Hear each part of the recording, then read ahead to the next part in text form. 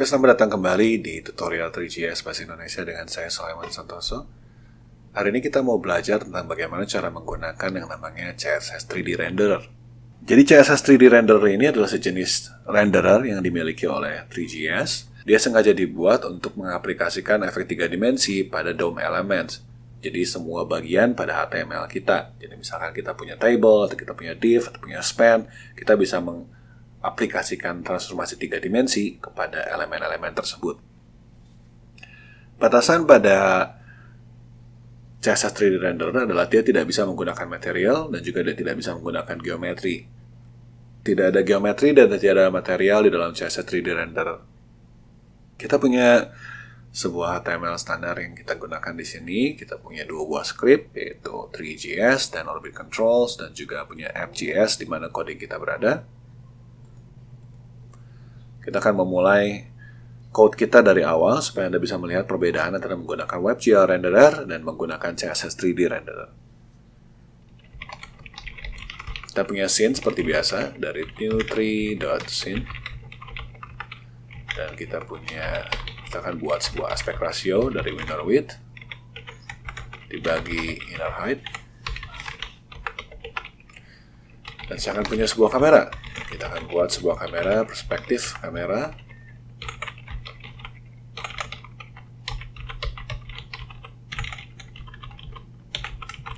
Seperti itu. Hanya saja di sini position dari kamera saya akan saya mundurkannya sedikit banyak karena kita tidak lagi menggunakan WebGL Renderer, tapi kita menggunakan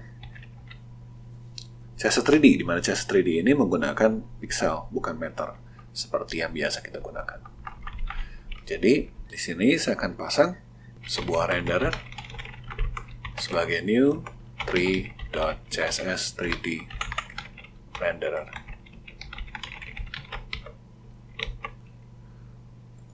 Nah, untuk menggunakan CSS 3D renderer ini kita harus menambahkan sebuah script dari Node Modules 3 examples JS renderer. Nah, Anda bisa lihat di sini ada beberapa renderer yang tersedia. Kita akan menggunakan hari ini CSS 3D Renderer. Oke. Lalu seperti biasa kita akan set size daripada renderernya.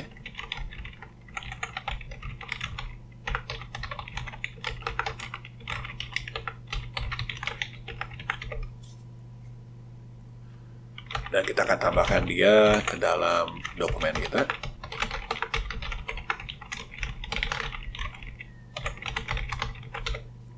Itu. Jadi Anda bisa melihat bahwa setting dari CSS 3D Renderer dengan WebGL Renderer tidak berbeda jauh. Hanya objeknya saja yang berbeda. Bahkan kalau setelah kita menambahkan ini, kita akan menambahkan sebuah loop.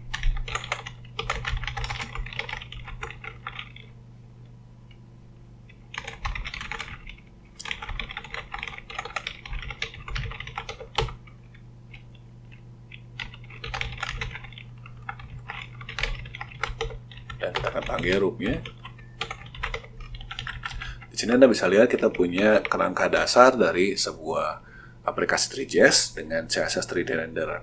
Nah, perbedaannya keluar setelah ini. Karena di dalam CSS 3D Renderer kita tidak bisa menggunakan materials, kita tidak bisa menggunakan geometri, maka apa yang bisa kita tambahkan di dalam scene kita adalah sebuah CSS 3D Object.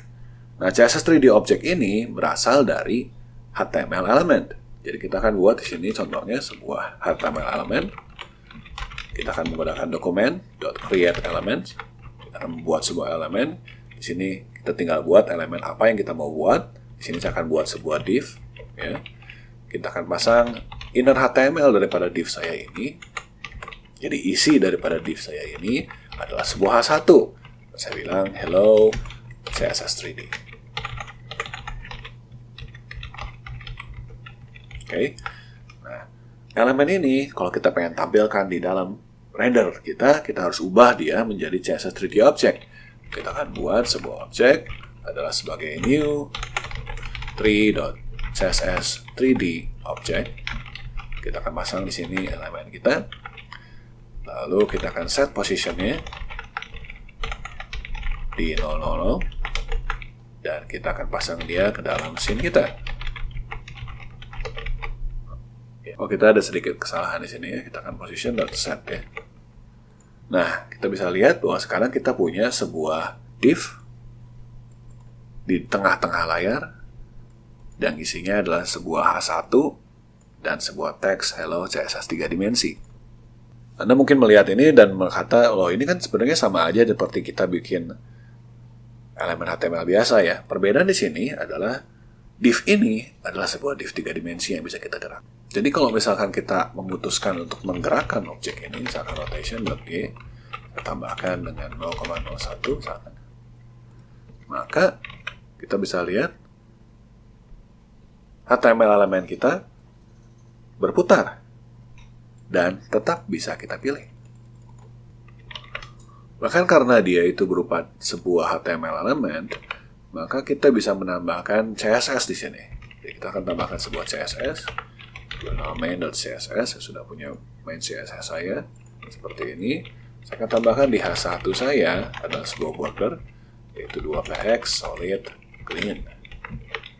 Kita akan lihat sekarang hasilnya adalah saya punya sebuah CSS 3 dimensi dengan border yang saya sudah buat menggunakan CSS. Kita tambahkan padding misalkan. Kita tambahkan padding 3 pixel atau 5 pixel. Kita bisa lihat, ya sudah keluar paddingnya seperti itu. Bahkan kalau misalkan Anda mau menggunakan CSS yang lain, CSS misalkan kita menggunakan CSS hover di sini, kita akan kasih background color sebagai red misalkan, color sebagai white. Maka bila kita hover tulisan kita ini, CSS-nya akan berfungsi. Jadi CSS 3D render ini memudahkan kita untuk menambahkan efek 3 dimensi ke HTML kita. Bila Anda tambahkan di sini dalam inner HTML saya misalkan, setelah H1 kita akan pasang lagi.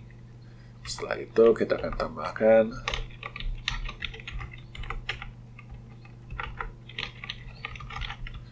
sebuah input type, misalkan input type text. Ya. Anda bisa punya sebuah form yang kita bisa ketik. Menarik bukan? Anda juga bisa menambahkan di dalam web kita ini, selain kita punya CSS 3D renderer, kita juga bisa menambahkan WebGL renderer di HTML yang sama. Jadi di sini misalkan saya akan tambahkan object.position, object.rotation, supaya berbeda aja ya, sama dengan map.p bagi 4 misalkan. Jadi kita akan bikin dia rotationnya buang. Kita akan bikin dia diam begitu saja.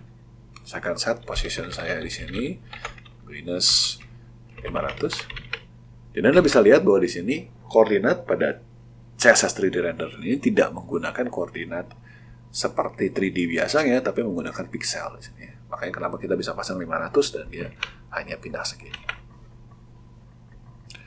Nah, kemudian saya akan tambahkan di sini sebuah renderer baru dan sebuah scene baru. Kita akan buat di sini berbeda ya. Akan buat sebuah scene kedua, scene 2 adalah sebuah new tree.scene. Saya akan buat juga kamera kedua, yaitu new tree.perspektif kamera juga, sama ini ya, propertinya. Tapi cam 2 ini posisinya hanya 5 karena kita menggunakan WebGL renderer. Kita punya renderer kedua, yaitu sebuah new tree.webgl renderer. Ya. Dan kita set juga WebGL renderer 2 ini menjadi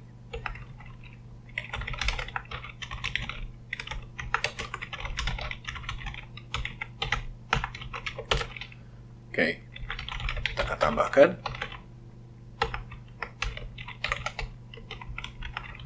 child saya renderer.2.lom. Nah, kita sekarang punya 2 buah renderer. Renderer pertama untuk CSS 3D, renderer kedua dengan WebGL. Nah, Nah, di sini kita akan tambahkan dalam scene kedua kita ini sebuah cube. Karena dia menggunakan mesh, kita bisa gunakan box geometry aja ya, satu-satu. Mesh basic material. Dengan warnanya sebagai merah.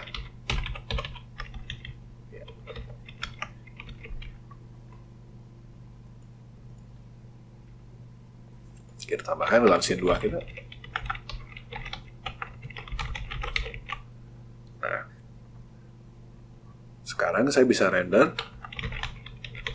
kedua scene itu bersamaan. Scene 2, cam 2 ya.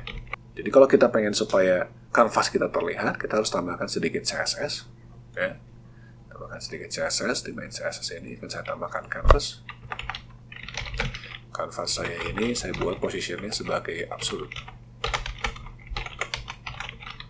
dan top sebagai 0, set index sebagai 4 minus 1. Nah, sekarang kita bisa lihat kita punya CSS 3 dimensi kita dan kotak yang kita pengen, kotak 3 dimensinya. Kenapa saya pasang set indexnya sebagai 1? Supaya dia berada di belakang daripada CSS renderer saya. Position sebagai absolute supaya dia sama-sama menempel. Kalau enggak dia lokasinya tidak di tempatnya. Kita akan ubah sedikit CSS-nya supaya terlihat ya. Color-nya sebagai white, sebagai background-nya sebagai gray. Ya. Kita bisa lihat CSS 3 dimensi dan kotak kita. Saya akan tambahkan di sini sebuah putaran untuk cube saya. Cube.rotation.y bersama dengan 0,01, cube.rotation.z bersama dengan 0,01. Saya akan perbesar cube-nya supaya terlihat ya. 333 aja. Dan saya akan tempatkan si cube ini sedikit ke samping. Pasnya ini sedikit ke samping ya.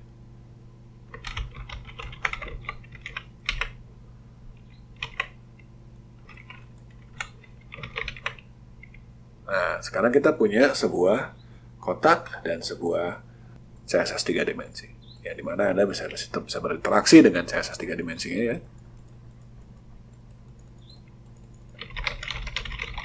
Dan juga tetap mempunyai benda 3 dimensi di layar. Jadi Anda bisa punya HTML Anda juga bisa punya benda 3 dimensi di layar. Oke, sekian tentang intro terhadap CSS 3D Renderer. Kita akan berjumpa lagi di video selanjutnya. Terima kasih.